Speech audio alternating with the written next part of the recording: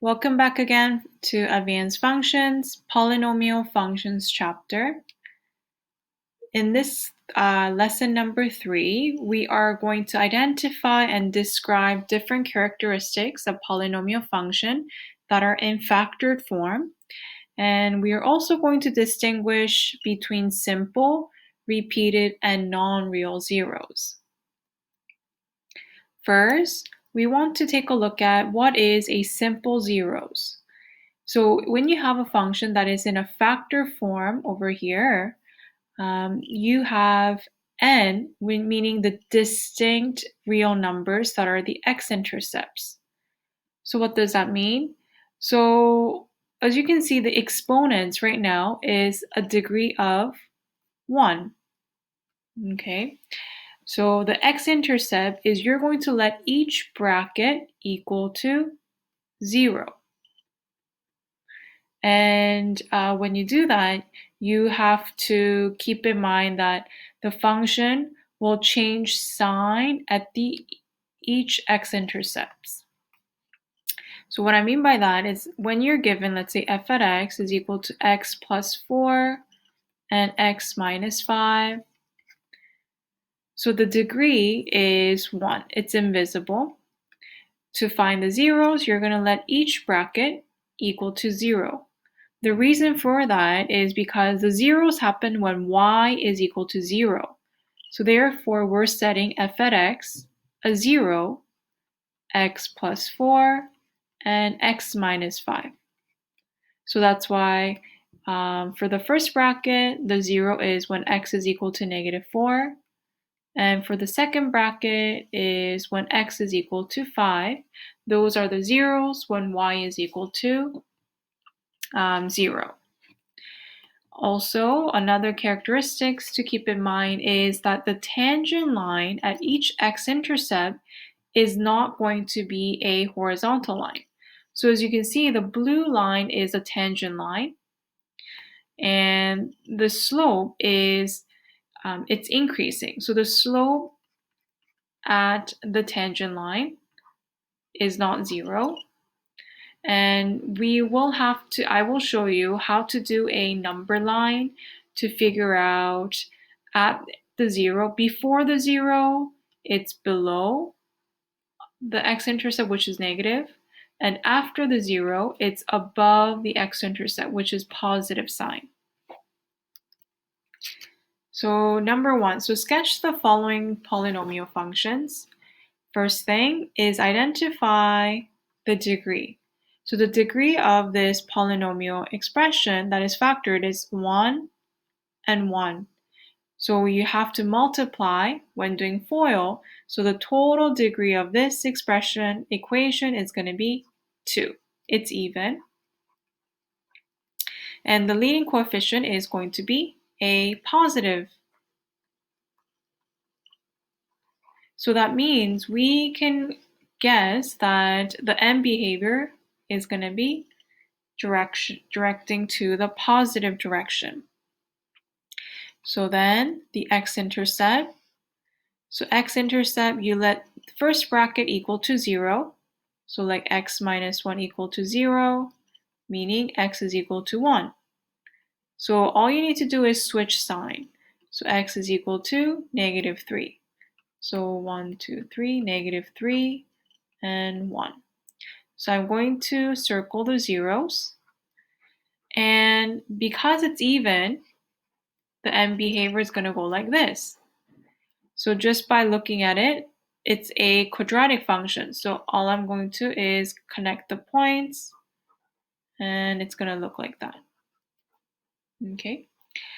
Another way to identify whether it's going up or down is to make a number chart. So the number line is align them from small to big. So negative 3 and 1. So I'm going to draw a line underneath each zeros.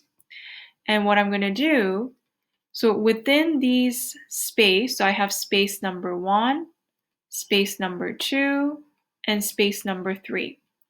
So for this region, I'm going to plug in any number that is greater than 1. okay? Not 1, but greater than 1. So for example, 10. So if I were to plug in 10 into my f at x, so for example, the first bracket is going to be 10 minus 1. The sign is going to be positive, times 10 plus 3, which is 13. So it's positive. So positive becomes positive. Now let's plug in a number that is in between -3 and 1 into f at x. So for example, 0. So I'm going to plug in 0 into the first bracket. It's going to be -1. So negative. We only care about the sign. 0 plus 3 is going to give me +3, so positive. So negative times positive going to give me overall sign of negative. Again, let's plug on this. In this space, we're going to plug in any number that is smaller than -3. So for example, -10. So let's plug in -10 into the first bracket, which will give me negative. And -10 plus 3 is going to give me negative as well. So negative is going to be positive. So using a number chart, you know right away that anything before 3, okay, anything before 3 is going to be positive, meaning above the x-axis. Anything between -3 and 1 is going to be negative, meaning below the x-axis. And anything after 1 is going to be positive, meaning above the x-axis. So that way, the number chart is also an accurate way of identifying the behavior at each 0 before and after. Okay, let's take a look at the next example. So first thing is you want to factor as much as you can. So first, you will notice that I can do a difference of square, 1 minus x squared, and same thing for this one. So f at x is equal to difference of squares, so 1 minus x, 1 plus x. That's the first factored form. For the second bracket, it's going to be x minus 2 and x plus 2. So we factor completely. So what are the zeros? So x is equal to 1, x is equal to -1, x is equal to 2, and x is equal to -2. Now, what's the degree of this polynomial function? Degree is going to be 2 times 2 is going to be 4. It's an even function. And what about the leading coefficient? The leading coefficient, you have to look at the leading term. So in this case, it's -1 times +1. So the leading coefficient is going to be negative times positive is going to be negative. So that means we can approximately tell that if it's even exponent and it's going negative, it's going to be going towards this way in the same direction by looking at the end behavior. So let's label -1, -2, 1, and 2. So these are the zeros. Okay, so we can figure out, especially if it's a degree of 4, it's going to have like a W shape. So as you can see, it's going up, down, and going down this way. Okay. So this is the approximation in terms of sketching a polynomial function. So the key thing is factor as much as you can, identify the degree and the leading coefficient, so that way you can identify the end behavior and label all the zeros. Now, what about the repeated zeros? There may be a chance that the order, we call it a multiplicity, which means that the exponent for each zero, it could be more than 1. So before we noticed that the degree is 1, but it could be 2, 3, 4, and 5, and so on. If the order number is odd, that means it will cross the x-axis. So for example here, if, let's say x minus 1, so this is 1, degree of 3, that means it's going to show a behavior at that 0, like a cubic function that will change intersection. And if the order number is even, then it will touch the x-axis, but it does not change sign. So for example, the 0 in this case, if this is 1 here, x minus 1, and the degree is 2, it will show a parabolic behavior. Now keep in mind, you have to know that this behavior, if it's a degree of 2, it could go one way or the other. So you have to know the end behavior. So for example, it could go this way, or it could go this way. On the other hand, for cubic or anything exponent that is odd, it can go this way, or it could go this way. How do I know? Well, connect the end behavior. Let's do an example. So we have two polynomials. So first, see if you can factor anything further. Well, it's already factored as much as possible, so you can't do anything. So then, identify the zeros. My 0 is 1, and the order number is going to be 2. Okay, so it's second degree. And let's identify the degree. The degree is 2. And the leading coefficient is negative. So what can you conclude? So if it's even degree with the negative leading coefficient, it's going to go this way, downward in the same direction. Let's label the x-intercept. It's 1. And at 1, the degree is 2, meaning it's going to show a parabolic sign at x equals 1. So that means it could go this way, or it could go this way. But as you can see, I have to connect the endpoints. So therefore, it's because it's going down, the overall graph is going to look something like this, going down and going down. Okay, so I will erase this and this. So that will be my final diagram of this function. Next one, so identify the 0, x is equal to 1, the degree is a second degree, x is equal to negative 1, this is a third degree. The degree is 2, and then 3. So 2 plus 3 is going to be 5. So degree of 5. And then we are going to look at the leading coefficient, 1 times 1. So it's a positive number. So leading coefficient is positive. So what can you tell me about this? That the end behavior is going to go this way because it's an odd function and it's positive. Let's label the x-intercepts at 1 and negative 1. These are my x-intercept. So at 1, it's a second degree, and the end behavior is going to go this way. So that means it's going to be parabolic shape that is going upward so that I can connect with the end behavior here.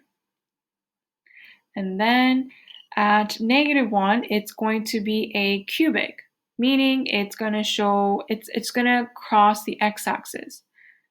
And it's going to go this way, right? So that means it's going to go inward and outward like this. Now, how are you going to connect it? You have to just draw a smooth curve that looks like that. Okay, so that is the graph of this polynomial functions. Okay.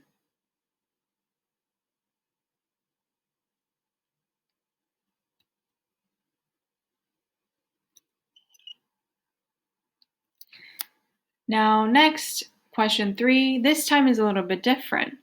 So they want us to find a polynomial equation with the given information at each x-intercepts. So when x is equal to 1, the order number is 3. So how do I put this in an equation form? First, I'm going to do, so x equals 1, I'm going to bring 1 to the other side. So it's x minus 1. The degree of 3. In this case, x is equal to -2. Bring this to the other side. X plus 2, the degree of 2. And lastly, x is equal to -1. Bring it to the other side. So x plus 1, degree of 1. So let's put everything together. So f at x is equal to a. We don't know what the leading coefficient is. Positive or negative, that's what we're trying to find. And then x minus 1 cubic, x plus 2 squared, and x plus 1. Okay, now it gives us another information that it's going to pass through to -8. So what we're going to do is, because f at x is y, we're going to plug in 2, -8 into the equation. So y is going to be -8 equals a. So for all the x's, we are going to plug in 2. 2 minus 1 cubic, 2 plus 2 squared, and 2 plus 1. So you're going to solve and evaluate a 16, and then 3. Bring it to the other side, isolate for a. So a is going to be -1/6. So therefore, what is the equation? Let's put everything together. F at x is equal to -1/6, x minus 1 cubic, x plus 2 squared, and x plus 1. Okay, so keep in mind, every time you're looking for a polynomial equation, it's all about finding the leading coefficient of a. Question 4. Sketch the graph of the polynomial function. Okay, first thing, what is the degree? The degree is going to be a even, so 3 plus 1 is going to be 4. The leading coefficient is going to be +1 times +1. So it's going to be positive. So that means it's going to go this way. That's my M behavior. Now, what are the zeros? The zeros for the first one is going to be x is equal to 0. And it has a third degree, so it's going to show like a cubic function. And for this one, x is equal to -2. And it's linear. There's no degree. It's a degree of 1. So it's a first degree. So therefore, let's label the intercepts. So I'm going to draw the axis. So at 0, I have the x-intercept 0 and -2. And I know that it's going to go this way. Okay, so can you connect the dots? So at 0, it's going to be a third degree, meaning it's going to cross the x-axis, so it's going to look like this and curve down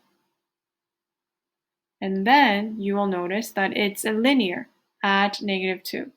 So it's going to curve up, and it's going to look like that. Okay, so I will be erasing this one and this one. So that is the approximate graph of this polynomial function.